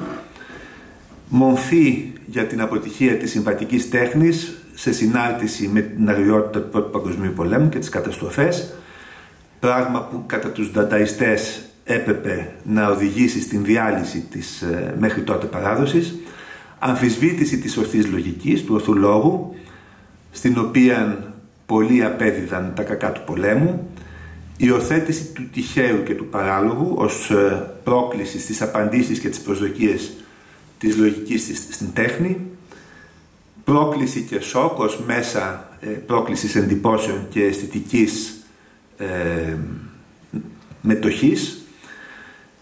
Ουσιαστικά δηλαδή το εγχείρημα να βγει ο θεατής από την βολική στάση και τον εφησυχασμό ή την ενδεχόμενη αυταρέσκεια και να δράσει διαφορετικά. Επίσης, κάτι που έχει σημασία για τον Κόντογλου, κατάργηση των ορίων μεταξύ των μορφών της τέχνης. Στον Κόντογλου αυτό είναι προφανές. Πρόκληση, άλλο ένα χαρακτηριστικό του Νταντά, η επιδίωξη της πρόκλησης αντί της μετάδοσης νοήματος και μηνύματος, και επίσης ένα επαναστατικό πνεύμα. Πρόκληση επίσης του τι μπορεί να είναι η τέχνη ή του τι πρέπει να είναι η τέχνη. Άλλο κίνημα, ο σουρεαλισμός, διεύρυνση των ορίων της συνείδησης με το ασυνείδητο, πάλι ως αποδέσμευση από την λογική και τον ορθό λόγο, αποκάλυψη του παράλογου και του φανταστικού επίσης, απελευθέρωση της δημιουργικότητας με ποικίλους τρόπους, κάποιοι από τους οποίους συσχετίζονται με την απελευθέρωση που προείπα, κοινωνική και πολιτική κριτική, αντιπαράθεση του οικείου και του περίεργου, του παράδοξου, του ξένου, μία τέχνη που μεταμορφώνει αυτόν που την ακολουθεί με τρόπο ριζικό. Και βεβαίως εξπρεσιονισμός, την ίδια εποχή είναι στο Παρίσι ο Κίρχνερ, ο Καντίνσκι, με πάλι την συναισθηματική έμφαση, την έντονη πινελιά, την υποκειμενική αντί της ρεαλιστικής αναπαράστασης και το καθεξής.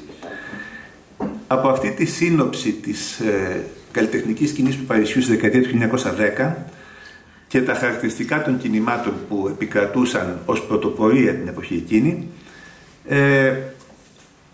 παρακαλώ να τα συνδυάσετε με τις απαντήσεις που δίνει ο Κόντογλου κάποια χρόνια αργότερα.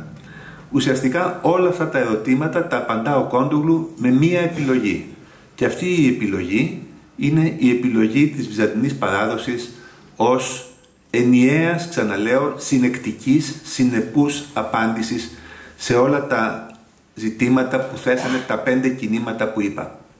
Απόρριψη της προοπτικής, φύση, χρώμα, ένταση, το υπέρλογο αντί του αλόγου ή του παραλόγου. Ξαναλέω, θεωρώ ότι ο Κόντογλου με μία επιλογή έδωσε απάντηση σε όλα τα ζητήματα. Βεβαίως, εκεί που το πράγμα διαφέρει στον Κόντογλου εν σχέση με τα κινήματα που ανέφερα είναι το πνεύμα της πρωτοπορίας. Ο Κόντογλου δεν ακολουθεί αυτό το πνεύμα της avant-garde, δηλαδή το πνεύμα της ρήξης με ό,τι έχει προϋπάρξει. Ο Κόντογλου έχει αποδεσμευθεί, εν μέρει ακολουθεί ένα είδος ρήξης, υπό την έννοια ότι απορρίπτει την άμεση παράδοση των Ναζαρινών που ήταν το ιδίωμα της εκκλησιαστικής τέχνης την περίοδο εκείνη, αλλά σίγουρα αυτή η απόρριψη δεν έχει την βία ή το υπόβαθρο της αντίστοιχης απόρριψης από τα κινήματα που ανέφερα.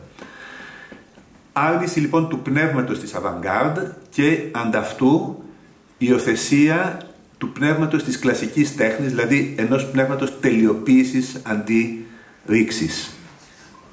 Σε τι συνίσταται αυτή η τελειοποίηση? Η τελειοποίηση είναι προϊόν της επαναλαμβανόμενης επανάληψης στο αντικείμενο, δηλαδή του να φτιάξουμε κάτι και να το ξαναδούμε ξανά και ξανά μέχρι να ανιχνεύσουμε τις πιθανές αδυναμίες και να τις διορθώσουμε ώστε το αποτέλεσμα είναι τέλειο.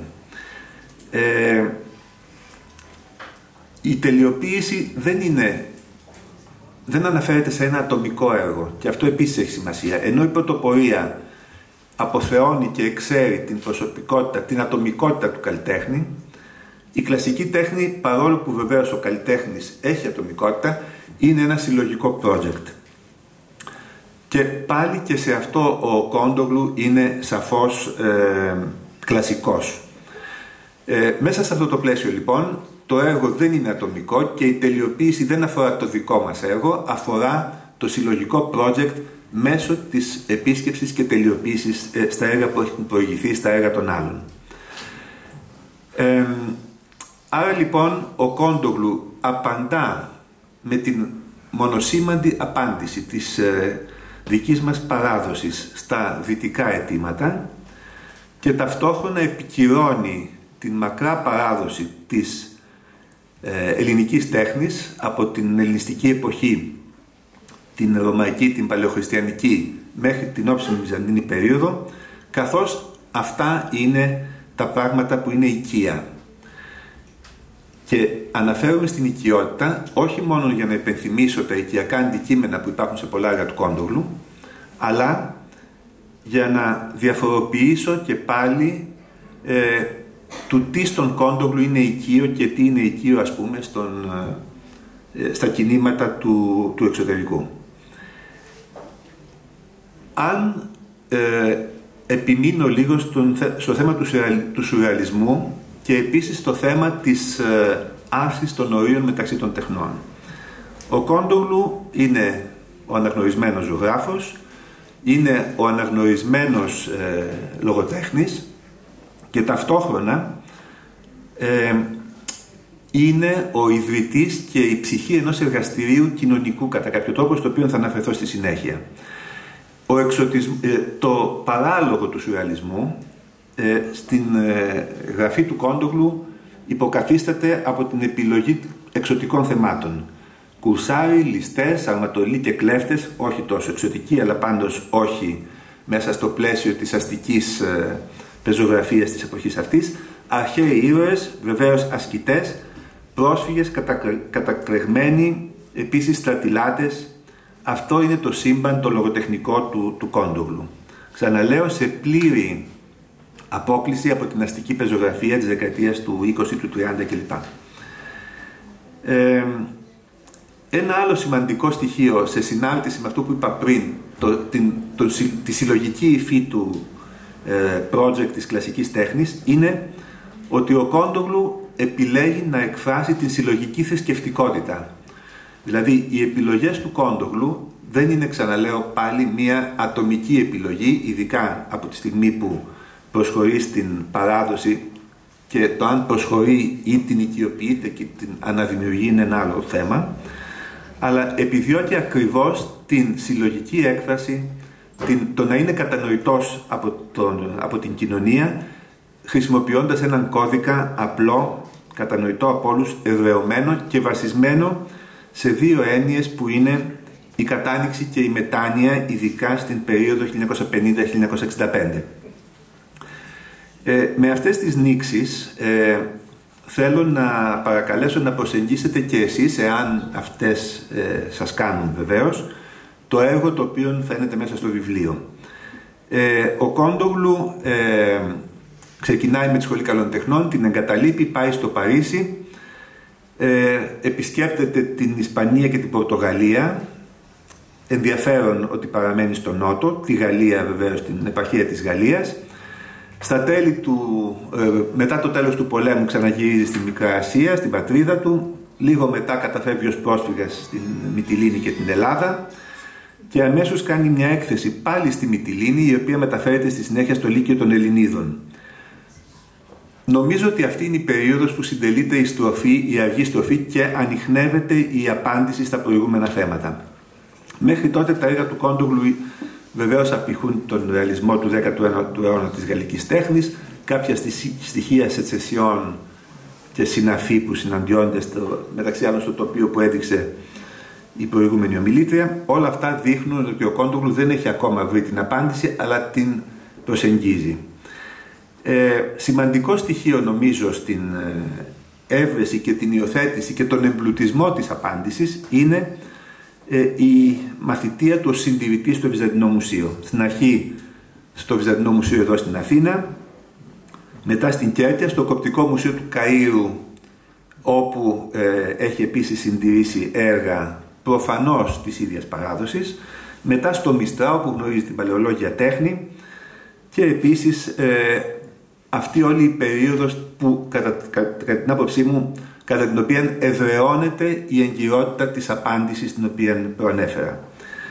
Η οικογένεια Κόντογλου προσέφερε στο Βυζαντινό και Χριστιανικό Μουσείο ένα μεγάλο αρχείο. Είναι το μεγαλύτερο ιδιωτικό αρχείο που υπάρχει αυτή τη στιγμή στο Βυζαντινό Μουσείο, το οποίο έχει περίπου 15 αρχεία.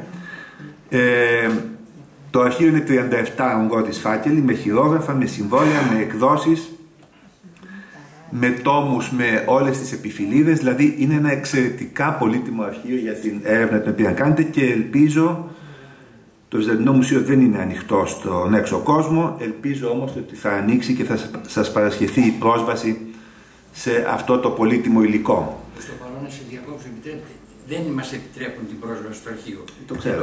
Ευτυχώς που η οικογένεια το αρχείο το έχει δώσει σε ψηφιακή μορφή και έχει κρατήσει το πρωτότυπο. Και τώρα προβληματίζει τι θα γίνει, γιατί το αρχείο είναι για μελέτη.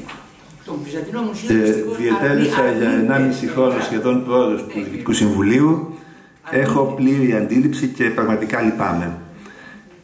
Το Βυζαντινό Μουσείο θα έπρεπε να έχει πρωτοστατήσει σε αυτά τα πράγματα, και γιατί ο Κόντογλου επεκτείνει το αντικείμενό του κατά τουλάχιστον έναν αιώνα, και επίσης διότι ο Κόντογλου υπήρξε στέλεχός του. Για τον ίδιο λόγο με ενθουσίασε το κομμάτι, έστω και μικρό, των τελευταίων εικόνων, και βεβαίως σκέφτηκα το έργο του Φαϊτάκη, ο οποίος δεν εμπνεύστηκε από τον Κόντογλου, αλλά υιοθέτησε verbatim την βυζαντινή γλώσσα για να διατυπώσει έργα με μια ιδιαίτερη βία και ιδιαίτερη έμφαση σε πράγματα τα οποία είναι ασύμβατα με την χριστιανική αντίληψη και την εικόνα, το πνεύμα με το οποίο έχουμε συνδέσει την παράδοση αυτή.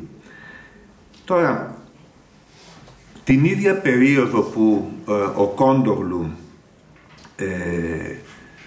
αφοσιώνεται στην λειτουργική τέχνη, έχουμε παγκοσμίως μία αναγέννηση της χριστιανικής θεολογίας.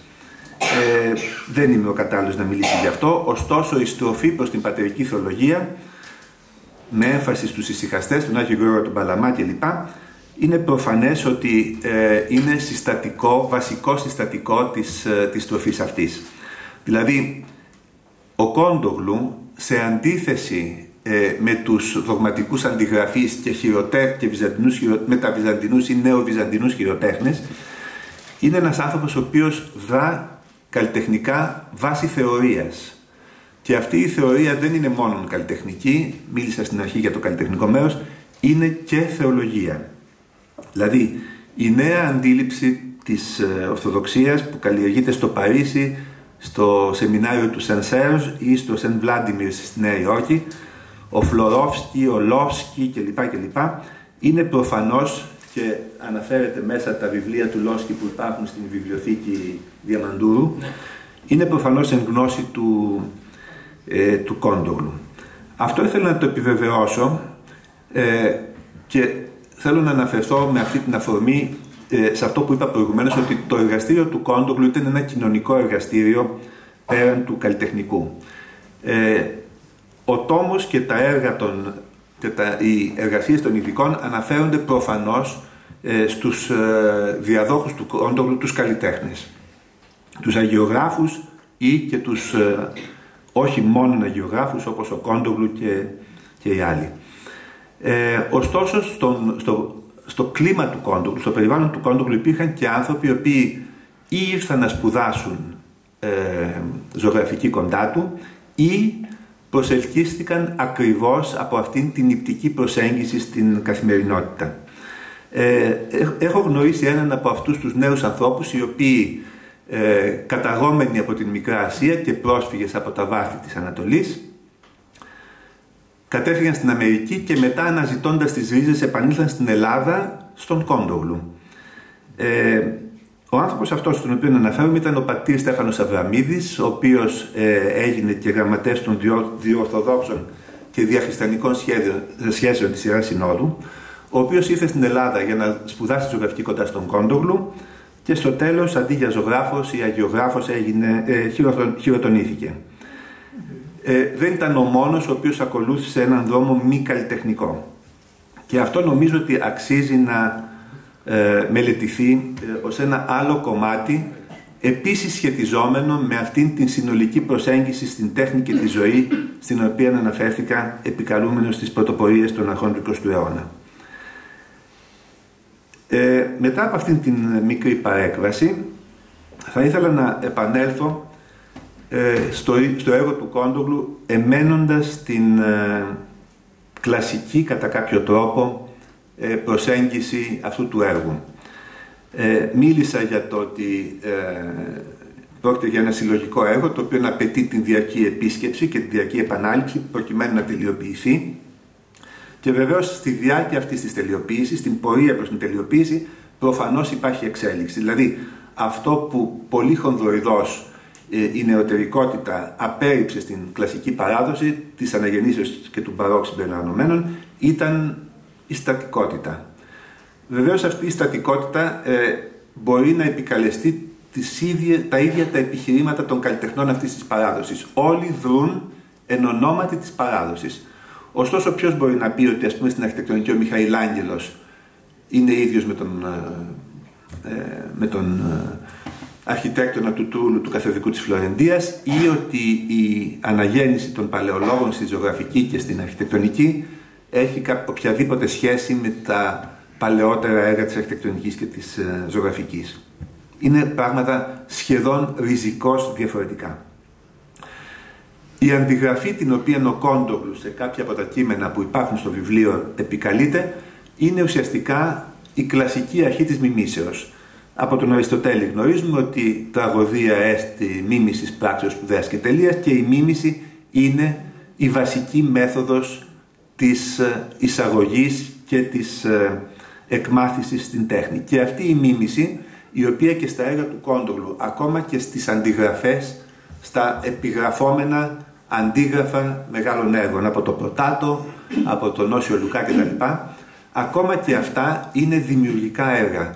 Και υπάρχουν 2 εικόνες μέσα στο βιβλίο όπου αυτό είναι ιδιαίτερα σαφές, καθώς ο Κόντογλου επιμένει σε κάποιες γραμμικές αποδόσεις και ούτω καθεξής. Άρα, συνοψίζοντας και τελειώνοντας, ο Κόντογλου υιοθετεί την μίμηση, ακολουθεί την τυπολογία ή την εικονολογία, που είναι επίσης χαρακτηριστικά της κλασικής τέχνης και όχι της τέχνης της πρωτοπορίας, και αυτό το κάνει και στο συγγραφικό έργο και βεβαίως καταλήγει στην έκφραση αυτό το βιβλίο που κωδικοποιεί τόσο τις τεχνικές όσο κυρίως τα εικονολογικά πρότυπα τα οποία κρίνει χρήσιμα.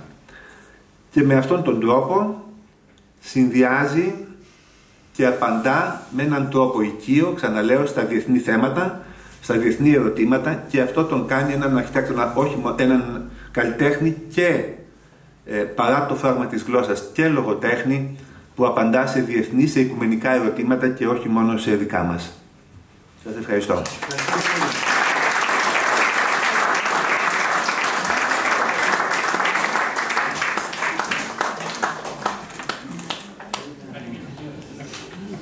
Καταρχήν θα ήθελα να τονίσουμε, πρέπει να είμαστε επιγραμματικοί γιατί είμαστε κουρασμένοι όλοι, θα ήθελα να τονίσουμε 3 βασικά στοιχεία που δημιούργησαν την ταυτότητα του Κόντογλου. Το ένα είναι η θεολογική παιδεία, η πνευματική εκκλησιαστική παιδεία που πήρε από την οικογένειά του, το θείο του τον ηγούμενο, και η οποία μπόλιασε την πίστη στην τέχνη του.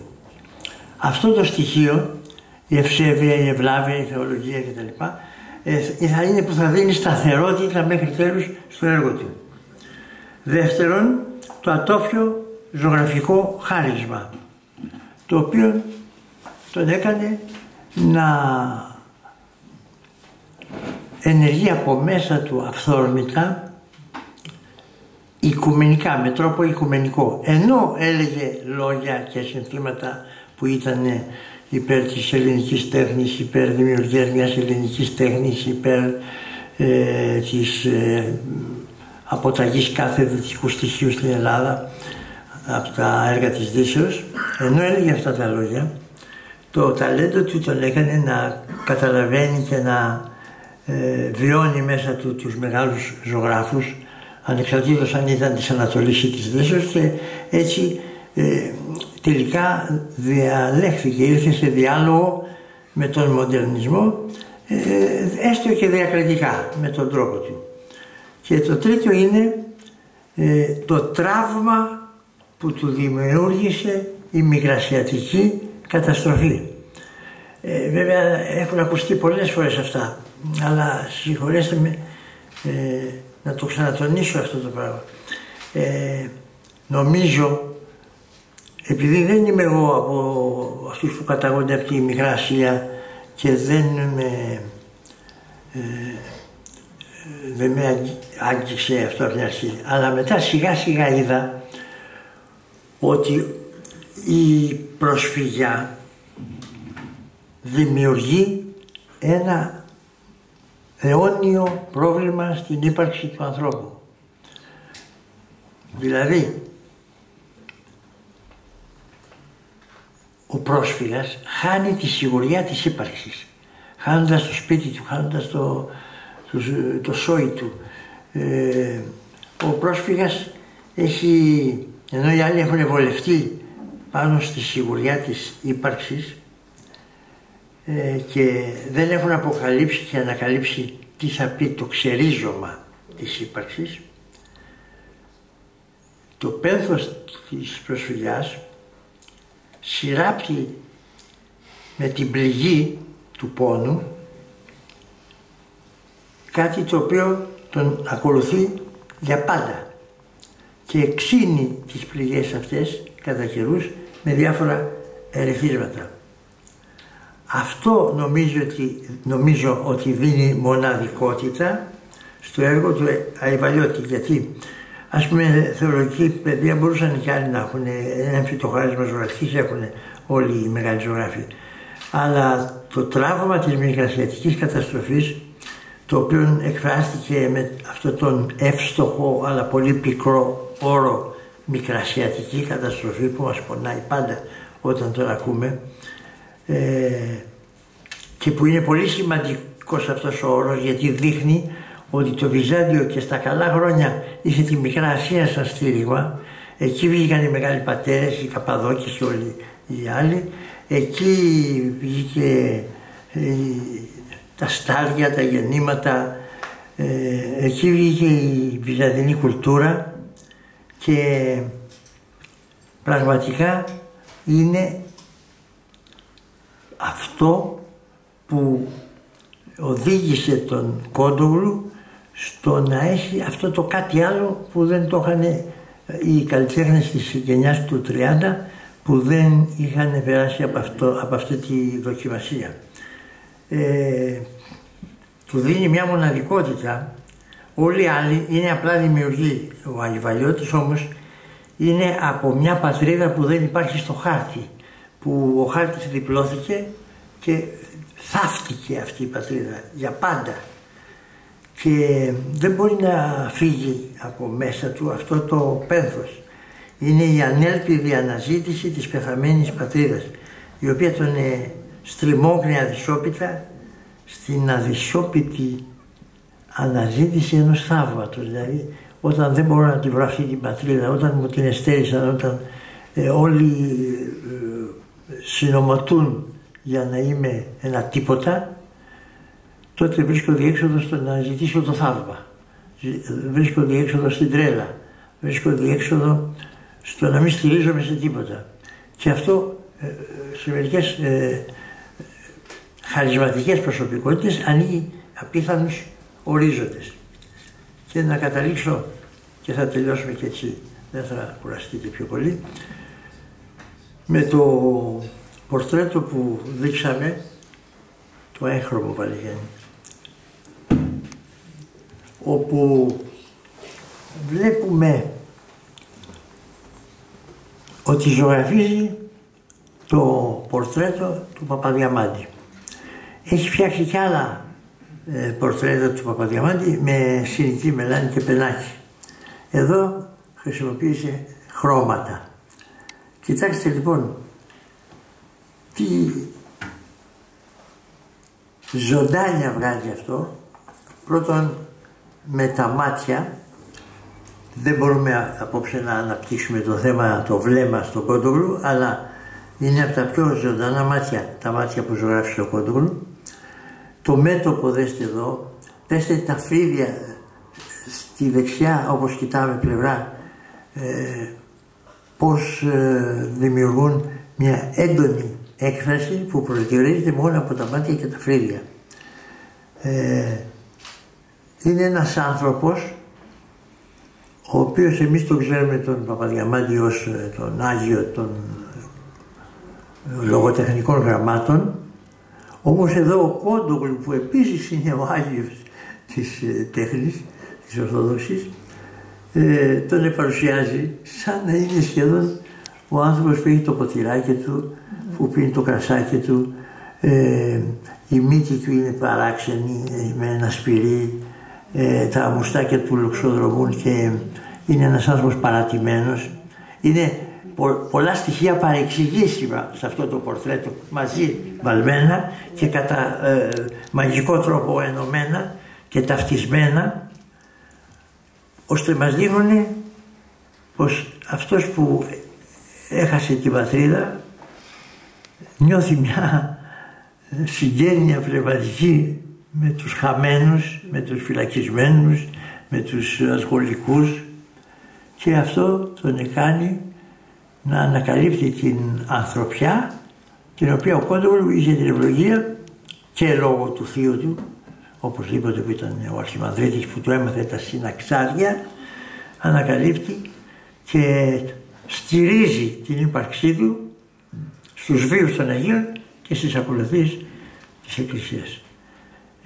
Αυτό θεωρώ ότι έχει ο Κόντογλου όλα τα άλλα των μεγάλων μας ζωγράφων της σχολής του 60, του 30, αλλά ταυτοχρόνως έχει και αυτή την ουσιαστική αποταγή από τα του κόσμου, διότι του τα στέλνησε η προσφυγιά. Και αυτό δούλεψε πολύ γόνιμα μέσα στον άνθρωπο αυτό. Ευχαριστώ.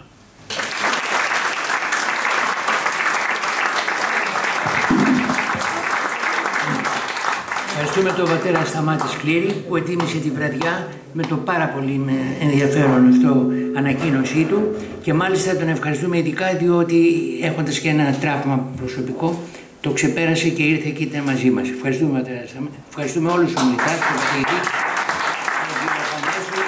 τον απελευθούσα Κατερίνα Κοστινά, τους συνεργάτες μου, και αφού και σας ευχαριστήσω, επιτρέψτε μου να σας πω τυπικά ότι συνήθως στις παρουσιάσεις των βιβλίων δίνεται η δυνατότητα σε όσους θέλουν να αποκτήσουν το βιβλίο και με μια μικρή έκπτωση. Γιατί λοιπόν 45 ευρώ, με 40 ευρώ αν θέλετε το αποκτάτε στη ρεσεψιόν, αν σας ενδιαφέρει.